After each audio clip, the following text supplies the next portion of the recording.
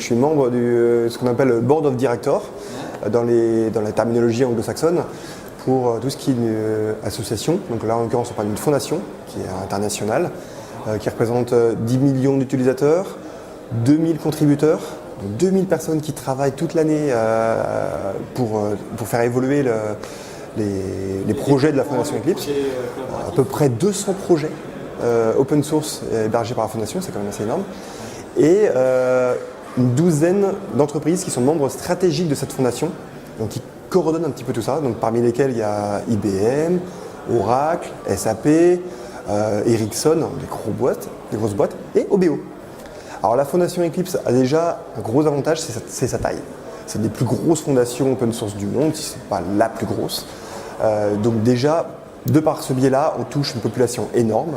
Donc c'est le rouleau compresseur de diffusion de technologie et de diffusion de savoir-faire qui est assez énorme. Donc premièrement, il y a cet aspect-là qui est un aspect assez marketing. Deuxièmement, il y a un côté business friendly dans la fondation Eclipse. On a le droit de dire qui sont les boîtes derrière les personnes. On a le droit de promouvoir dans un esprit toujours compétitif. C'est-à-dire que des concurrents peuvent être ensemble et c'est pas un problème. Mais on essaie de créer vraiment ce qu'on appelle un écosystème. On fait en sorte que la fondation donne des services pour que les entreprises puissent se développer, créer de l'emploi, créer des technologies, créer des contrats entre des fournisseurs qui viendraient ici dans des conférences organisées par la Fondation Eclipse et rencontrer des fournisseurs. Donc c'est quelque chose qui est assez original, parce que dans ce genre de communauté, parfois le monde business est un mot tabou. Ici, non, ça se fait, mais avec la bonne alchimie qui va bien avec la création de la technologie. Et troisièmement, la fondation vient avec de la gouvernance qui permet d'être légalement très propre. La propriété intellectuelle est contrôlée par des juristes qui relisent le code, les contributions qui sont réalisées par les développeurs, avec des cadres aussi de gouvernance, donc de direction de qui est responsable de quoi, à quel moment, quels sont les process à suivre dans la fondation Eclipse qui bouge tous les ans. C'est très actif. Aujourd'hui, on a pu voir de nouvelles générations de contributeurs, de personnes impliquées qui sont arrivées, qui ne voulaient pas la lourdeur du passé dans les process. Et des choses ont été complètement changées pour être automatisées, pour être plus souples, pour être plus modernes, pour être plus web, automatisées, etc. Donc il y a cette excitation c'est quelque chose qui est ancien, mais qui bouge et qui devient ultra dynamique. Très effervescent, ouais. C'est extrêmement excitant.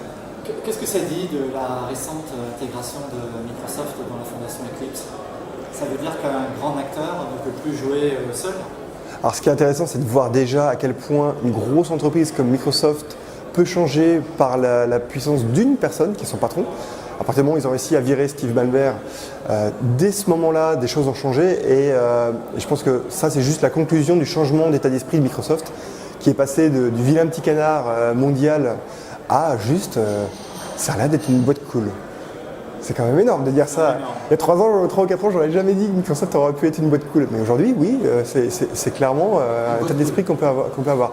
Et en plus, avec une vision qui est claire, aujourd'hui, leur avenir, c'est Azure, c'est le cloud, c'est tout ce qui est service. Donc derrière, qu'ils se mettent dans l'open source, sur Linux ou dans Eclipse, parce que ça aide à promouvoir leur service cloud, pour eux, c'est pas un problème. C'est vraiment pas un problème.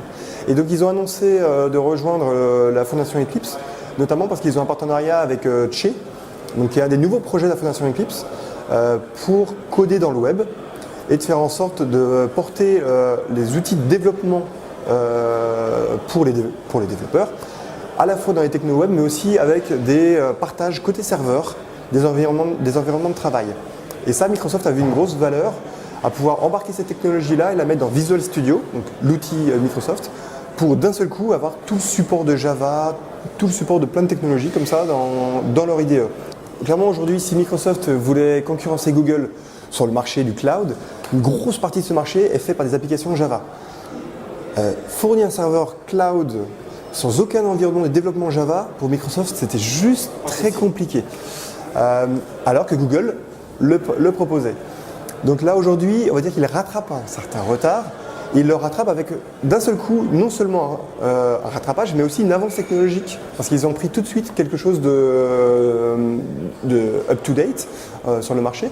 Et en plus, en embrassant une technologie open source et une communauté, ils se sont pas dit on va recréer notre propre technologie, on va s'appuyer sur une communauté existante qui est déjà vibrante, qui est déjà vraiment structurée.